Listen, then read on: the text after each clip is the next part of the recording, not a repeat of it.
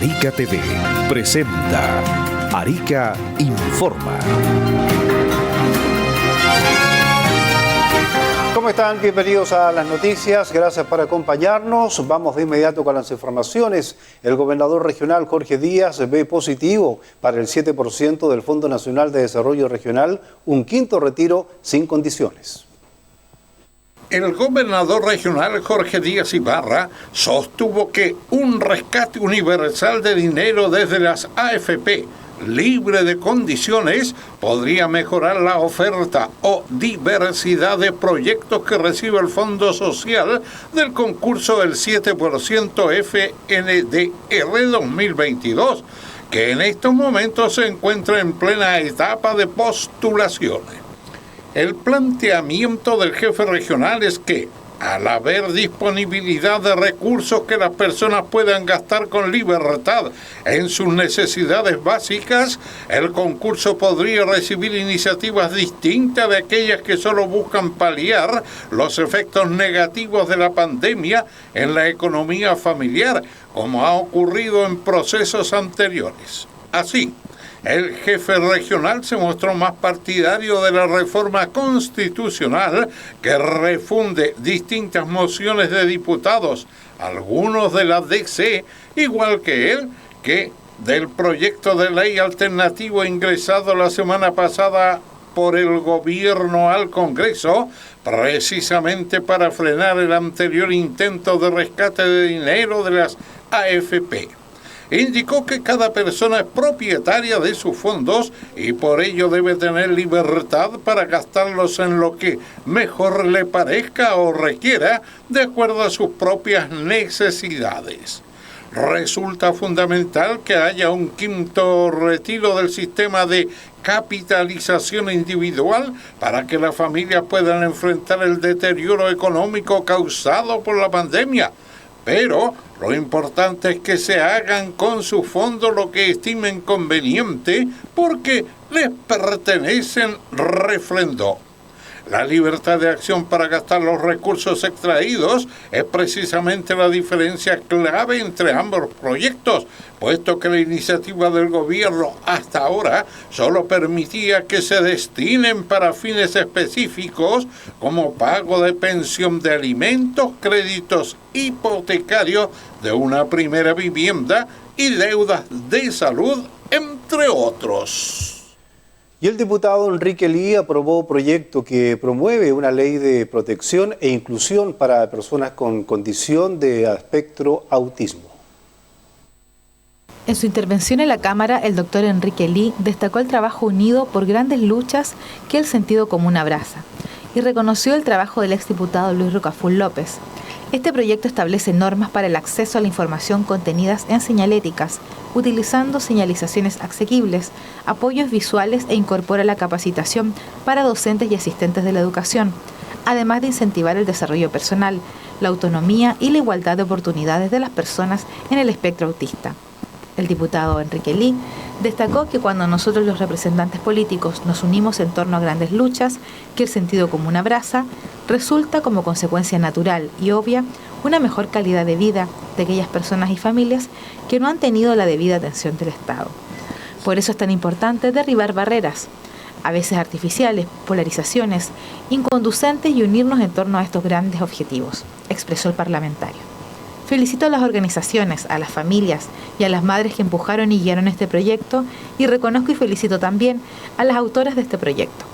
Quiero hacer una especial mención al exdiputado socialista de mi distrito de Arica y Parinacota, don Luis Rocaful, a modo de aclarar la importancia, a pesar de nuestras diferencias políticas, cuando nos unimos para solucionar problemas reales, resultan estos logros.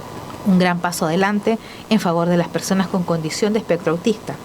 El doctor Lee finalizó solicitando al Ejecutivo que esta notable iniciativa cuente con los recursos necesarios para que sea eficaz en su implementación. Y exitosa jornada educativa y de difusión con motivo del Día Internacional de la Enfermedad de Chagas. En el Día Internacional de las Personas Afectadas por Enfermedad de Chagas, la Unidad de Epidemiología de la Seremi de Salud junto a la Universidad de Tarapacá con la carrera de Tecnología Médica y la participación de la Sociedad de Parasitología de la Universidad de Chile, se desarrolló una enriquecedora jornada de actualización a funcionarios públicos y privados del sector de salud y estudiantes universitarios. En la ocasión, el Ceremi Leonardo Valenzuela entregó su saludo y destacó que se debe seguir sensibilizando sobre esta enfermedad para reforzar el conocimiento de su perfil y mejorar las coberturas de tratamiento temprano y curación, como debe interrumpir su transmisión. Asimismo, la profesional Eda Siches Bahamonde, coordinadora de la Unidad de Epidemiología de la Seremi de Salud, destacó que mediante la Subcomisión de Enfermedades Chagas se realizaron además diferentes actividades en la región, como acciones en terreno en los CEFAM de Putre y Posta Rural de Cotpa, difusión del Chagas y la prevención de la transmisión vertical, madre embarazada a su hijo, en la salud primaria, asistencia pública y establecimientos de salud privados, difusión en los diferentes laboratorios clínicos particulares con la frase "El Chagas existe, es responsabilidad del equipo de salud buscarlo", entre otras acciones. Eda Siches reiteró: el Chagas diagnosticado a tiempo tiene tratamiento y se ha avanzado significativamente en reducir la transmisión vectorial, por lo que debemos consolidar esos logros y avanzar hacia el control de la transmisión materno-infantil. Y el gobernador Jorge Díaz apoya un quinto retiro universal y sin letra chica. El gobernador regional Jorge Díaz Ibarra se manifestó de acuerdo con un quinto retiro de los fondos de pensiones universal y sin letra chica, indicando que cada persona es propietaria de sus fondos y debe tener libertad para destinarlos a aquello que mejor le parezca o requiera con urgencia. Así, el jefe regional se mostró más partidario de la reforma constitucional que refunde distintas mociones de diputados que del proyecto de ley alternativo ingresado por el gobierno al Congreso para frenar el anterior intento de rescate de dinero de las AFP. Díaz Ibarra dijo: resulta fundamental que haya un quinto retiro del sistema de capitalización individual para que las familias se enfrenten al deterioro económico causado por la pandemia, pero, enfatizó, las personas deben hacer con sus fondos lo que estimen conveniente porque les pertenecen. La libertad de acción para gastar los recursos extraídos son precisamente la diferencia clave entre ambos proyectos, puesto que la iniciativa del gobierno solo permite que se destinen para fines específicos como pagos de pensión de alimento, créditos hipotecarios y deudas de salud. Los fundamentos que se utilizan para no acoger el retiro del 10% son los mismos que siempre hemos escuchado o nos han dicho, pero la verdad es que no solo se ha hecho más difícil vivir en Chile porque todo está más caro, sino en el mundo entero, enfatizó. Ambas iniciativas serán discutidas este lunes 18 en la sala de la Cámara de Diputados y Diputadas, donde llegarán en condiciones desiguales, porque mientras la propuesta del Ejecutivo logró sortear sin inconveniente su discusión en las comisiones de Trabajo y Hacienda, el texto de los parlamentarios fue rechazado en la Comisión de Constitución de esa corporación. Vamos a una pausa y ya estamos de regreso en Arica Informa.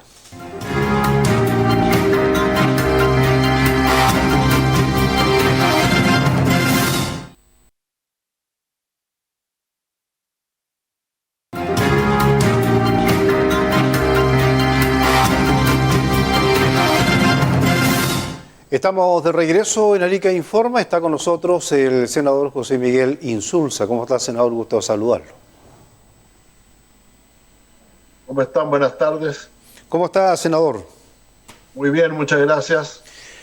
Senador, bueno, ¿qué opinión le merece lo que está pasando a esta hora en la Cámara de Diputados y Diputadas con estos dos proyectos de retiro del 10%? Uno que es acotado, presentado por el gobierno. La discusión era la de esperarse. O sea, por un lado hay quienes quieren mantener el retirazo, como se dice, o sea, que en todos retiren 10%, sabiendo perfectamente que ya hay más de 2 millones de chilenas que no pueden retirar nada porque no les queda nada. Y todos esos hablan en nombre, los que están hablando y apuntando con el dedo y todo lo demás, hablan en nombre de esos, sabiendo que eso no van a poder retirar. Yo creo francamente que el cuarto, quinto, el número que no se justifica.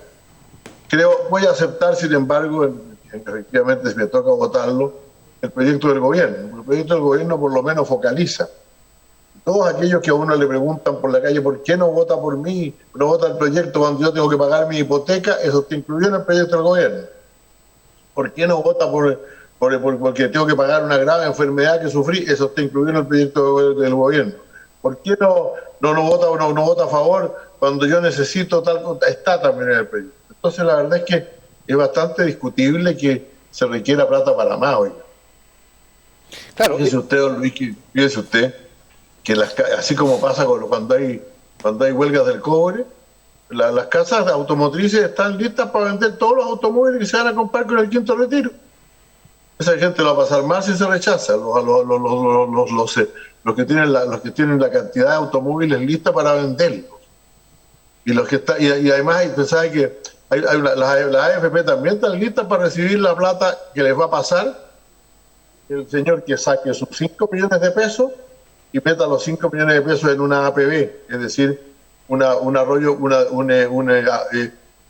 depósito previsional voluntario, que le da más rédito que el de la Entonces, aquí hay mucho de trampa y mucha palabrería. Yo personalmente nunca he sido muy partidario de los retiros, pero en este caso creo que ya la diferencia es excesiva entre los que quieren retirar plata para sí mismos, para su bolsillo, no pasarlo mejor, que aquellos que realmente no tienen dinero para sobrevivir mucho tiempo muy normalmente, y esos no tienen plata para sacar en las AFP, no les van a llegar.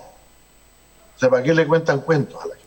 Claro, ahora algunos parlamentarios dicen que para esas personas, así como lo hizo el gobierno anterior, dicen que exigieron, la oposición en ese entonces exigía, ¿cierto?, que tenían a las personas que no tenían dinero en la AFP, el gobierno tenía que darle un aporte económico, ya sea un IFE, qué sé yo, y es lo mismo que están pidiendo hoy día, ¿cierto?, los parlamentarios que están por aprobar, dice algunos, los dos proyectos. No está en el proyecto de reforma constitucional de doña Pamela Giles, no está eso.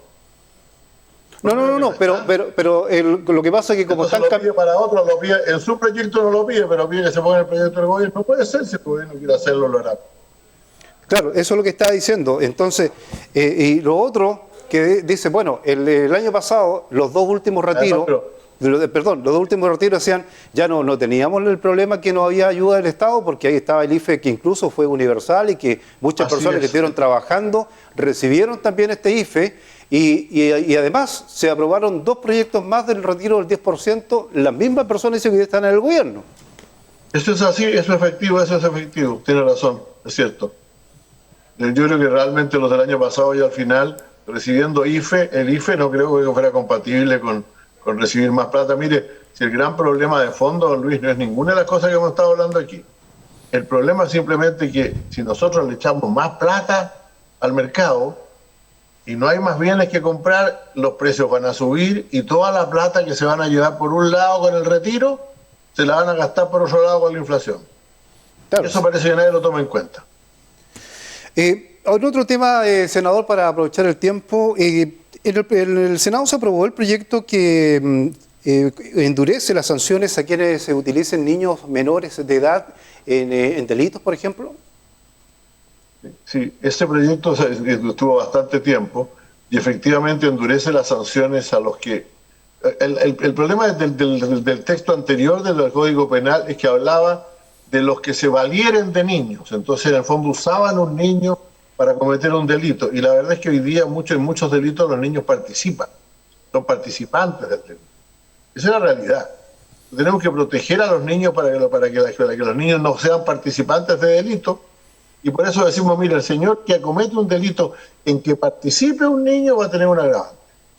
Con lo cual esperamos que por lo menos los delincuentes empiecen a no usar los niños porque saben que les va a caer más fuerte la teja a ellos.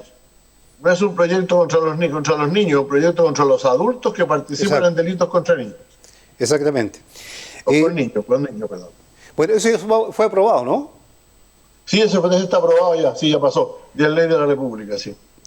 Oiga, senador, ¿qué opinión le merece el trabajo que está desarrollando la convención y la aprobación de suspender el Senado por un organismo alternativo? Se dice que se llama Cámara de las Regiones, pero que aún no tiene atribuciones todavía de cómo va a funcionar este tema. Mire, ellos hicieron dos cosas bien raras la semana pasada. Primero aprobaron la Cámara de las Regiones, pero no se pusieron de acuerdo en qué es lo que iba a hacer esta Cámara de las Regiones. Y en cambio también ya aprobada la Cámara, que se va a llamar ahora, según ellos, según la Cámara, Congreso de los Diputados y Diputadas, no aprobaron las atribuciones. Y el problema es que el rechazo a ese artículo en que estaban las atribuciones fue tan alto que ya no corresponde pasarlo de vuelta a la comisión. Y eso ha creado un problema aún más grave. Porque a estas alturas, si hoy día se cerrara la convención y se votara la Constitución, no habría Congreso en este país. Y no habría Congreso porque la Cámara de Diputados no tendría ninguna atribución y la Cámara de Regiones tampoco. Entonces la verdad es que yo creo que en esa materia se produjo una crisis bastante grave y que es necesario estudiarla. Yo soy muy partidario de que la Constitución se apruebe. Yo quiero una Constitución, pero todos queremos una buena Constitución. ¿Cómo va a ser una Constitución que habla de una Cámara, de un Congreso de Diputados y Diputadas y de una Cámara regional, que son, dice, bastante balanceadas, pero no son tan desbalanceadas ahora porque ninguna de las dos tiene atribuciones en el nuevo texto de la Constitución? Es bastante más delicado el problema. Se ha puesto mucho el énfasis en el tema del Senado. Exactamente. Yo pongo el énfasis en el tema general del Congreso. El Congreso no tiene atribuciones en este momento en la redacción que se está haciendo del proyecto. Claro, uno escucha a algunos constituyentes y dicen, bueno, lo que pasa es que en el Senado se entrampan muchos proyectos que pasan años y no se ven, entonces que pasan de la Cámara de Diputados y ahí se entrampan los proyectos más importantes para que avance este país. Es lo que han dicho ellos y por esa razón quieren terminar con el Senado. Eso no es cierto, don Luis. La verdad es que, mire, voy a poner un ejemplo que se me viene al caso porque está en este momento pendiente. Nosotros aprobamos hace 3 años en el Senado la ley que reforma y mejora la ANI, la Agencia Nacional de Inteligencia, que todo el mundo dice que hace falta inteligencia para saber qué está pasando en la Araucanía y en otras partes. Hace 3 años que está en la Cámara de Diputados. Hace 3 años que está en la Cámara de Diputados esperando. Entonces usted me dice que los proyectos se van a acelerar. No, se van a empeorar, que es otra cosa. La norma, digamos, el Senado tiene un nivel de despacho de proyectos casi igual al de la Cámara de Diputados. Y en cuanto a que son más de derecha. Dice. Bueno, ayer un columnista bastante conocido, el señor Matamala, recordó que la acusación constitucional contra Sebastián Piñera había sido aprobada por 52% de los votos en la Cámara y había tenido más votos en el Senado, 55-56%. Lo que pasa es que requería 2/3 para pasar, pero eso es otra cosa, es un tema de quórum. No es un problema de que unos son más derechistas o más izquierdistas que otros. Los que pregonan que esto es más izquierdista o más derechista son los que sacaron pocos senadores, eligieron pocos senadores, pues, de la realidad. No hay ninguna prueba de que el Senado sea mejor o peor que la Cámara de Diputados, de manera alguna. Bueno, senador, por último, el 1 de mayo se apertura las fronteras terrestres y ya fue anunciado por el gobierno, ¿cierto? Que en un instante se había negado esta información, pero ahora ya es oficial y se está preparando ya para la apertura de la frontera. Bueno, es una vuelta a la normalidad, pues si Arica y en concreto la ciudad de Arica y Parinacota en general, pero sobre todo la ciudad de Arica, es una ciudad muy claramente vinculada con Tacna. Estamos tan cerca de Tacna, estamos mucho más cerca de todo. Tacna y Arica son dos ciudades que están mucho más cerca entre sí que cualquier otro lugar de Perú o de Chile. Entonces eso naturalmente iba a pasar. Ahora, ojalá se tomen todos los resguardos, ojalá ojalá se tomen todos los resguardos por una parte, pero no se tomen de tal manera de que se atoche mucho la frontera. Sí, porque la gente va a querer ir, la gente va a querer pasar, ¿no? Y si le piden a todos certificados y a todos vacunas y a todos los demás allá, vamos a tener problemas de atochamiento en la frontera, pero sea necesario, hay que regularizar. Bien, pues, senador, muchas gracias por este contacto. Vamos a estar atentos a lo que esté pasando con en los la proyectos. Cámara, así como a las 11 de la noche se va a saber el resultado. Bien, pues muchas gracias por este contacto. Que esté bien, ¿eh? Que esté muy bien, buenas noches. Buenas noches. Hemos conversado con el senador José Miguel Insulza. Hacemos una pausa y estamos de regreso.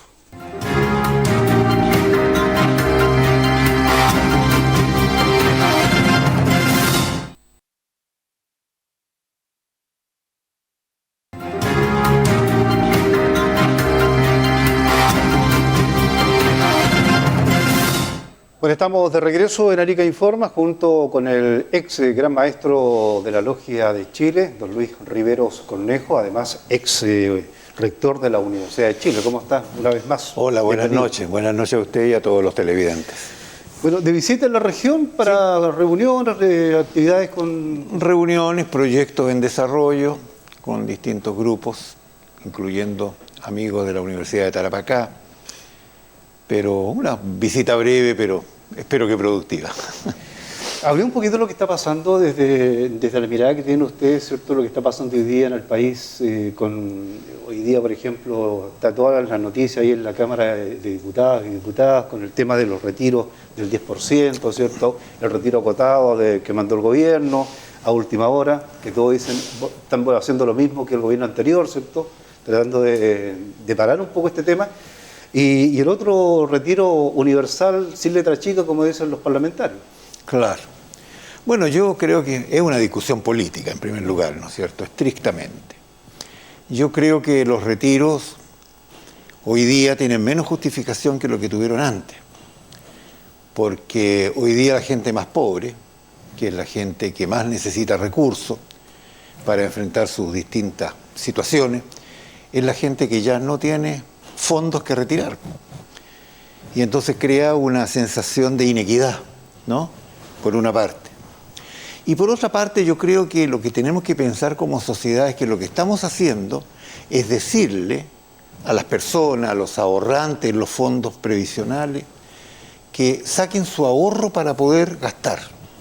Y eso no es una buena idea, porque en definitiva esos ahorros financian algo que tiene que producirse, ¿no es cierto?, que son las pensiones futuras. Y la pregunta es, ¿quién va a financiar esas pensiones más tarde?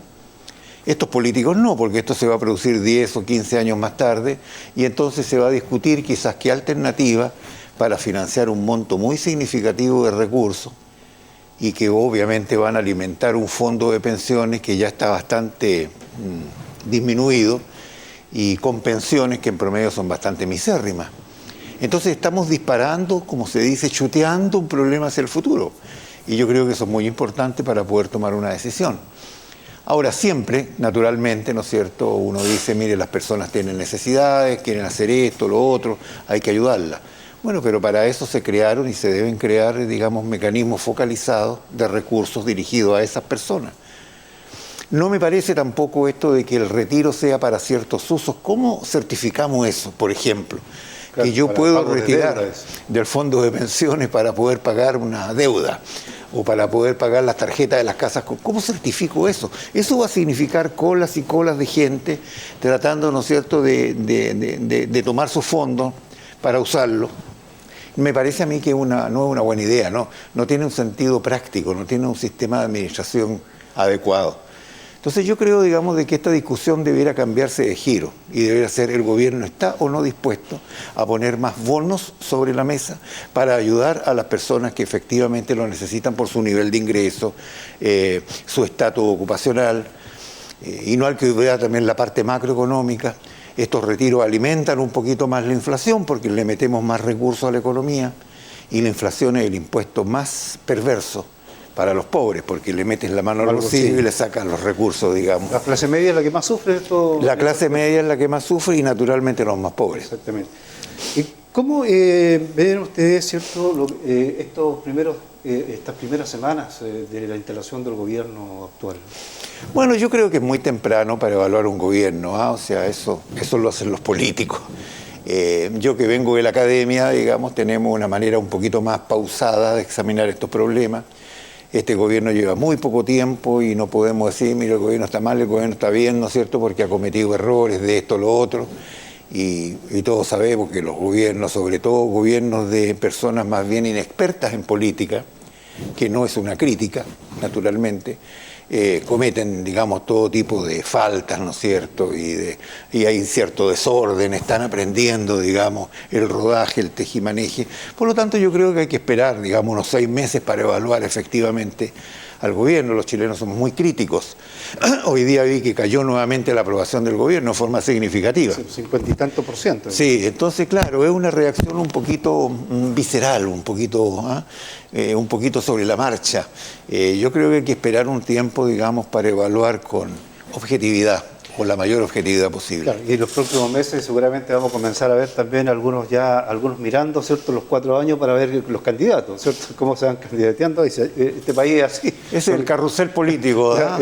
O las sillitas musicales, exacto, que es otra versión. Señor Riveros, hace muy poco usted lanzó un libro, sí, que tiene que ver justamente con todo lo que estamos conversando, todo lo que está viendo en el país, y llamó mucho la atención, y yo quiero aquí, no sé si usted me va a decir correcto o incorrecto, de que hubo muchos invitados, ¿cierto?, de la ex Concertación, el expresidente Ricardo Lagos, y que en algunos medios se hablaba de que esto, más que el lanzamiento, fue como un pretexto para reunirse y para ver con preocupación lo que está pasando hoy día con la convención.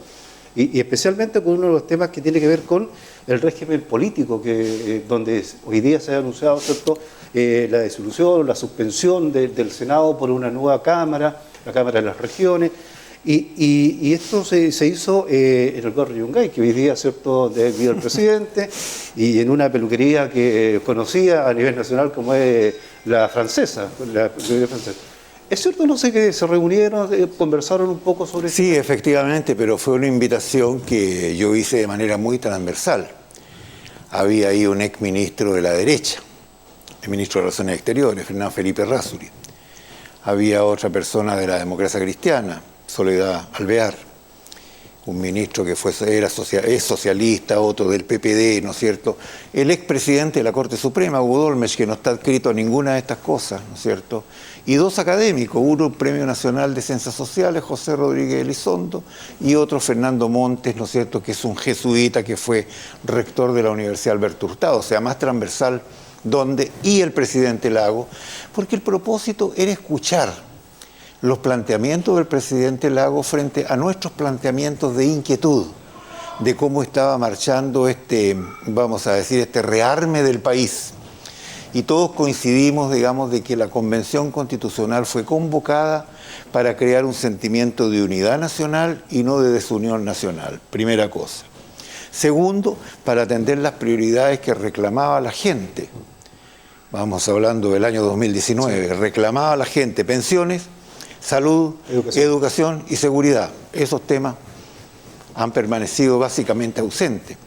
Entonces estamos como construyendo un país distinto sobre la base, digamos, de una gran cantidad de ideología. Eso es preocupante.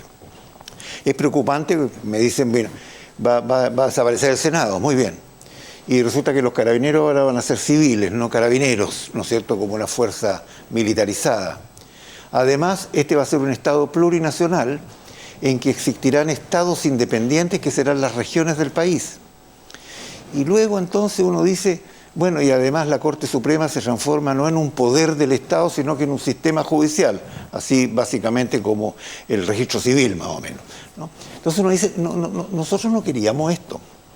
Francamente, yo no quería esto. Yo lo que quiero es una constitución que nos sirva para mirar los próximos 30 años y no rearmar, reconstruir el país. Porque francamente, digamos, esa es la sensación que a uno le queda. Y por lo tanto esa discusión giró en torno a esto y a las alternativas que hay. Por supuesto, el presidente Lagos hizo un punto que después lo ratificó en unas declaraciones que a todos nos gustaría aprobar. esta nueva Constitución. Pero para eso tienen que darse condiciones en términos del contenido, de las proyecciones, de los fundamentos, ¿no es cierto?, de estos cambios constitucionales que se están proponiendo. Y ese es el problema. Me parece que eso no ajusta con el sentimiento, ¿no es cierto?, que creo yo es mayoritario del país, de encontrar un camino de unidad para poder, ¿no es cierto?, avanzar hacia el futuro. Hay encuestas que, no solamente una, sino que son varias encuestas que señalan que hoy día prevalece más el rechazo que la aprobación de la nueva Carta Magna, que se va a votar en septiembre, por supuesto. 4 de septiembre. Lo cual constituye un fracaso para el país, si miremoslo objetivamente. El país creó esta instancia y aprobó, ¿no es cierto?, la idea de sacar adelante un proyecto constitucional en las condiciones en que se diseñó. Y resulta que después de eso los chilenos decimos no, ¿sabes? Rechazo. Es un fracaso. Un fracaso que además envolvió recursos importantes, ¿no es cierto? No fueron un chiste de unos pocos pesos, ¿no? Entonces creo yo que hay un minuto, ¿no es cierto?, de razonar sobre esto. A mí me parece que esa es hoy día la responsabilidad del gobierno. Sentarnos a razonar sobre lo que estamos haciendo. Si no se trata de entrar a un camino sin salida, de usted lo aprueba o lo rechaza. Eso me parece a mí que es insensato para un país que tiene que tratar de modificar, ¿no es cierto?, algunas cosas, mirar hacia el futuro con cierta racionalidad. Creo que eso no lo estamos logrando, entonces eso es preocupante. Don Luis Riveros Cornejo, muchas gracias por acompañarnos. Siempre es grato conversar con usted, conocer una mirada distinta, ¿cierto?, lo que está pasando hoy día en nuestro país y para que lo pongamos también para que la gente pueda saber, ¿cierto?, el pensamiento de mucha gente que hoy día de lo que está viviendo, tanto la convención como lo que se está viviendo en el gobierno y en el país a nivel nacional. Exactamente, muchas gracias por la invitación y yo creo que todo lo que puedo decir, ¿no es cierto?, es que hay que llamar al país a la reflexión, una reflexión constructiva, por supuesto, ¿no es cierto?, respecto a lo que queremos para el Chile de los próximos 30 años, porque yo no quiero legarle a los niños de hoy lo que estamos viviendo hoy día, que es producto de un gran desorden, inconformidad, insatisfacción, protesta. No quiero legarle eso a los niños del futuro. Quiero legarle una sociedad en calma, una sociedad que está transitando hacia su desarrollo, una sociedad en que prime los derechos y la justicia. Y creo que eso es lo más importante, digamos, de garantizar. Muchas gracias, que esté muy bien. ¿Por qué, pues? Hemos conversado con el ex gran maestro de la Gran Logia de Chile y ex rector de la Universidad de Chile, don Luis Riveros Cornejo. Vamos a una pausa y estamos de regreso.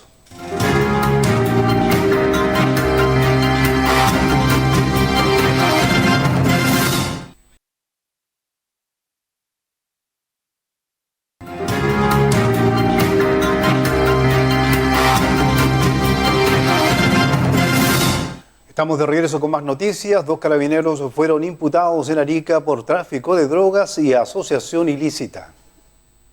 A pocos días de cumplirse 2 meses del primer procedimiento que permitió a la Fiscalía de Arica y a detectives antinarcóticos de la PDI detener a 7 imputados, entre ellos 2 carabineros, por su participación en una operación en la que se incautó sobre una tonelada de droga. La investigación registró otro importante golpe al detener a otros 2 funcionarios de la policía uniformada que prestaban apoyo a esta organización criminal y coordinaban el paso de la droga. La indagatoria, dirigida por el fiscal Bruno Hernández de la Unidad de Análisis Criminal y Focos Investigativos, junto a la Brigada Antinarcóticos y contra el Crimen Organizado Brienco, concluyó con la detención de otros 2 carabineros apostados en este control aduanero, quienes realizaban labores de encubrimiento e incluso acopiaban y ocultaban droga en los alrededores de dicho recinto. Los imputados de iniciales C, CC y GRE fueron formalizados en calidad de autores de los delitos de tráfico ilícito de estupefacientes y asociación ilícita para el narcotráfico, quedando uno de ellos, CCC, bajo la medida cautelar de prisión preventiva. En tanto, el Tribunal de Garantía rechazó la prisión preventiva de GRE por lo que quedó detenido a la espera de que la Corte de Apelaciones resuelva finalmente su medida cautelar. Interceptaciones telefónicas y otras diligencias investigativas nos permitieron establecer la participación de estos dos nuevos imputados en estas operaciones de narcotráfico, quienes incluso habían enterrado remesas de droga en los alrededores del control aduanero. Esta indagatoria ya suma 9 imputados, logrando desarticular una organización criminal con roles bien definidos, explicó el fiscal Bruno Hernández. Cisco e INACAP, por el Día Internacional de Niñas, CELATIP, invitan a niñas y mujeres a maratón de ciberchicas y curso de ciberseguridad. Maratón de Ciberchicas, iniciativa del programa Chilenas Conectadas y Seguras de Cisco Networking Academy y un curso de autoinstrucción Fundamentos de Ciberseguridad, ofrece INACAP sede Arica con motivo de la próxima celebración del Día Internacional de las Niñas en las TIC, el jueves 28 de abril de 2022.